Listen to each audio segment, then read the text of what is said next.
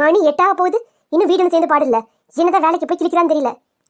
எப்பா, இன்னைக்கு ஆஃபீஸில் எவ்வளோ வேலை முடிச்சு வரக்கு இவ்வளோ நேரம் ஆயிடுச்சு. நீ போய் என்ன சமையல் செய்யறதுனே தெரியலையே, ரொம்ப டயர்டாக இருக்கே.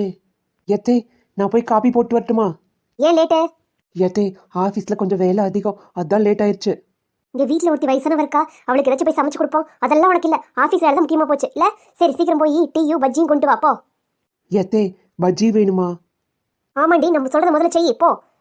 எத்தே, இந்தாங்க பஜ்ஜியும் டீயும். என்னடி வேடிக்கை பார்த்துட்டு இருக்க? எனக்கு ரொம்ப பசிக்குது. நீ போய் சீக்கிரம் இட்லியும் பூரியும் செய்யி, நான் சாப்பிடணும்.